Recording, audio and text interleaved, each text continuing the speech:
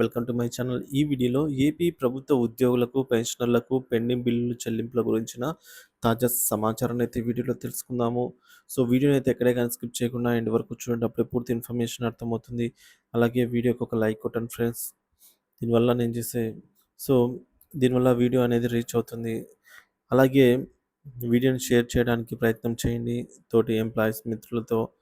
కొత్తగా ఎవరైనా మన ఛానల్ చూస్తూ సబ్స్క్రైబ్ చేసుకున్న వాళ్ళు ఉన్నట్లయితే దయచేసి సబ్స్క్రైబ్ చేసుకోండి. దీని ద్వారా నేను చేసే ప్రతి ఒక్క వీడియో మీ వరకు రీచ్ అవుతుంది ఫ్రెండ్స్. ఇక విషయానికి వచ్చినట్లయితే పెండింగ్ బిల్లుల తాజా సమాచారం అండి. సో, పెండింగ్ బిల్లుల తాజా సమాచారం విషయానికి వచ్చినట్లయితే ముందుగా మనకు సరెండర్ లీవ్ ప్రాసెసింగ్ ఎవరైతే ప్రాసెసింగ్ పొందిన వారు ఉంటారో ఎస్ఎల్ గురించి అండి. సో, చాలామంది కూడా ఎస్ఎల్‌కి సంబంధించి పెండింగ్‌లో ఉన్నాయని చెప్పేసి మనల్ని చాలా కాలం నుంచి అడుగుతూనే ఉన్నారండి. సో, కాబట్టి సరెండర్ లీవ్స్ సంబంధించి ఎవరి బిల్లులైతే ప్రాసెసింగ్‌లో ఉంటాయో వాళ్ళు తప్పకుండా 90 రోజుల లోపలే అంటే 3 మంత్స్ బిలో 3 మంత్స్‌లో లోపలే అయితే పెట్టుకోవాల్సయితే ఉంటుందండి బిల్స్. ఒకవేళ బిల్స్ గనుక 3 మంత్స్ లోపు పెట్టుకోకపోతే, ఆ తర్వాత సరెండర్ లీవ్ ప్రాసెసింగ్ అనేది చెల్లదనమాట. మళ్ళీ ప్రాసెసింగ్‌లోకి తీసుకొని రావాల్సి ఉంటుంది కాబట్టి సో, ఎవరైతే సరెండర్ లీవ్ ప్రాసెసింగ్ పొంది ఉంటారో చకచక మీ బిల్స్ అయితే సబ్మిట్ చేసుకోండి. ఇక సరెండర్ లీవ్ బిల్స్‌ను నిధి పోర్టల్‌లో సబ్మిట్ చేశాక సీఎఫ్ఎంఎస్ సైట్‌లో వా ఏమేమి అప్‌లోడ్ చేయాలి? సో, ఏమేమి అప్‌లోడ్ చేయాలనేది ఇప్పుడు చూద్దాము. ఇక్కడ మనకు మొట్టమొదటిది సరెండర్ లీవ్ క్యాలిక్యులేషన్ షీట్ అనేది ఎక్సెల్ రూపంలో with signed by DDO. DDO గారి చేత సైన్ చేపించుకొని, సో, ఈ క్యాలిక్యులేషన్ ఎక్సెల్ షీట్‌నయితే సబ్మిట్ చేయాలి. అలాగే ఫార్మ్ 47ని సబ్మిట్ చేయాలి రెండోది. సో, మూడవది సరెండర్ లీవ్ ప్రాసెసింగ్ కాపీని గూడా సబ్మిట్ చేయాలి. సో, ఈ మూడిటిని మనమైతే సీఎఫ్ఎంఎస్‌లో అప్‌లోడ్ చేయాలనమాట. ఇక వీటన్నిటిని గూడా మాన్యువల్‌గా రెడీ చేసుకోవాలి. నిధి పోర్టల్‌లో నుంచి పీడీఎఫ్‌లో అయితే జనరేట్ కావన్నమాట. సో, మనమే వీటన్నిటిని మాన్యువల్‌గా రెడీ చేసుకోవాల్సిన అవసరం అయితే ఉంది. నిధి పోర్టల్‌లో సరెండర్ లీవ్ బిల్స్ పెట్టుకోవడానికి ప్రతి నెల మనం చూసుకున్నట్లయితే 6వ తేదీ నుంచి 10వ తేదీ వరకు మధ్య గల బిల్స్ అయితే ఓపెన్ అవుతుంటాయి. ఎస్ఎల్స్ గనక ఆహ్, పెట్టుకోవాలనుకునే వాళ్ళు ఈ తేదీలలో అయితే పెట్టుకోవచ్చు. సో, ముఖ్యంగా ప్రాసెసింగ్‌లో ఉన్నప్పుడు ఖచ్చితంగా 3 నెలల లోపల అయితే బిల్ సబ్మిట్ చేయాల్సి ఉంటుంది. ఇంకా సీఎఫ్ఎంఎస్ సైట్ నుంచి వచ్చిన అప్డేట్ ఏందంటే, సీఎఫ్ఎంఎస్ సైట్‌లో బీఎల్ఎం అంటే బిల్ లైఫ్ సైకిల్ మేనేజ్మెంట్ అనే ఒక టేల్ ఓపెన్ అవుతుంది. సో, ఈ విధంగా ఒక టేల్ అనేది ఓపెన్ ఉంది. దీనిపైన మనం క్లిక్ ఇచ్చినప్పుడు సో, అది ఎంటర్ అవుతుందనమాట. కాబట్టి గతంలో ఏవైనా బిల్స్ పెండింగ్‌లో ఉంటే వాటిని ఇప్పుడు ప్రాసెసింగ్ అయితే చేయించుకోండి. సపోజ్ చాలామందికి ఎస్ఎల్స్ ఉన్నాయి పెండింగ్‌లో, ఈఎల్స్ పెండింగ్‌లో ఉన్నాయి.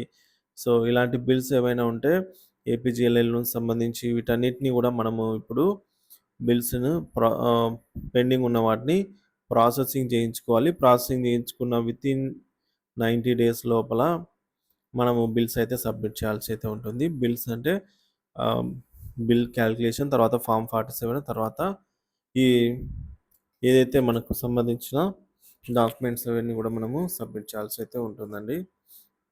సో, ఇక్కడ మనకైతే ఉన్నాయి. ఇకపోతే సప్లిమెంటరీ అరియర్ బిల్స్ గూడా సబ్మిట్ చేసుకునేదానికి అవకాశం అయితే ఉందండి. అలాగే సప్లిమెంటరీ అరియర్స్ కూడా సబ్మిట్ చేసుకోవచ్చు. సో, ఫ్రెండ్స్ ఇది ఇప్పటివరకున్న పెండింగ్ బిల్లుల గురించి తాజా సమాచారము. ఇకపోతే డీఏలు, డీఆర్‌లు 11 పీఆర్‌సీకి సంబంధించిన బిల్స్, ఏపీజీఎల్ఐలోను వీటన్నిటి గురించి ఇంకా అప్డేట్ ముఖ్యంగా మనకు డీఏ, డీఆర్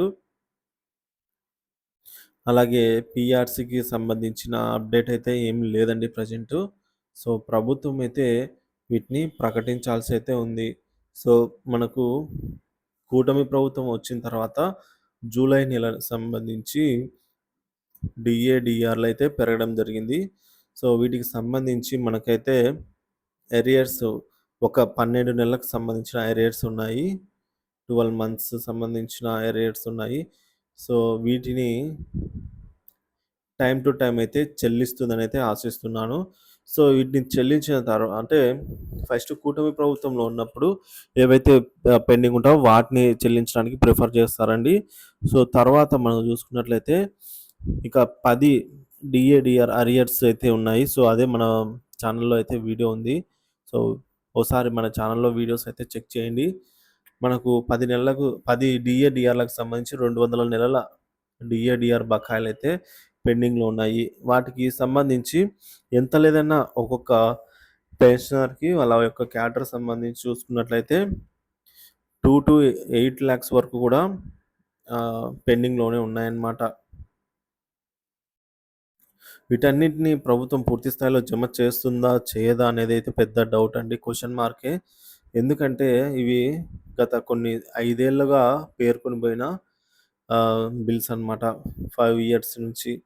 కాబట్టి వీటన్నిటి కంటే ముఖ్యంగా ఇప్పుడు కూటమి ప్రభుత్వం వచ్చిన తర్వాత మనకు ఈ 12 నెలలకు సంబంధించిన బిల్లు సెప్టెంబర్‌లో సారీ ఫ్రెండ్స్.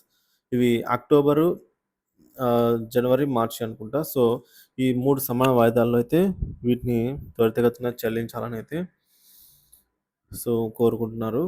సో, వీటితో పాటు మిగతావి గూడా. ఇక పీఆర్‌సీ బకాయిల విషయానికి వచ్చినట్లయితే ఫస్ట్ మనకు 12 పీఆర్‌సీ సంబంధించిన ఐఆర్ఏ ఇంకా ప్రకటించలేదు. సో, మొదట మనకు ఐఆర్ ప్రకటించిన తర్వాత 11వ పీఆర్‌సీకి సంబంధించి అరియర్ బిల్స్ అయితే వాటి గురించి సంబంధించి అయితే నిర్ణయం తీసుకోవడం జరుగుతుందని అయితే అనుకుంటున్నాను. సో, ఫస్ట్ ఐఆర్ ప్రకటించాలి. తర్వాత 12వ పీఆర్‌సీకి సంబంధించి కమిషన్‌ని నియమించాలనమాట. సో, ఇవన్నీ అయిపోయిన తర్వాతే మనకి ఆహ్, ప 11వ పీఆర్‌సీకి సంబంధించిన ఎరియర్స్ అయితే వాటి గురించి ఆలోచన అయితే చేయడం జరుగుతుంది.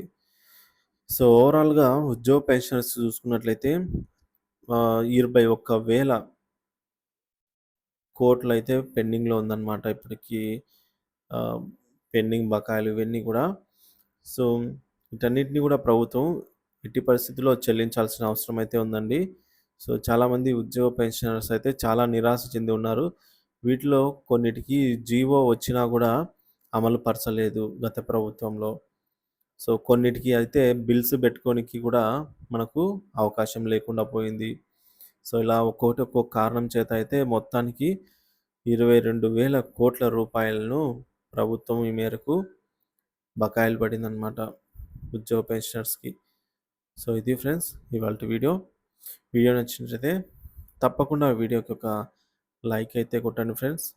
అలాగే వీడియోని షేర్ చేయండి. మన ఛానల్‌ని దయచేసి సబ్స్క్రైబ్ చేసుకోండి.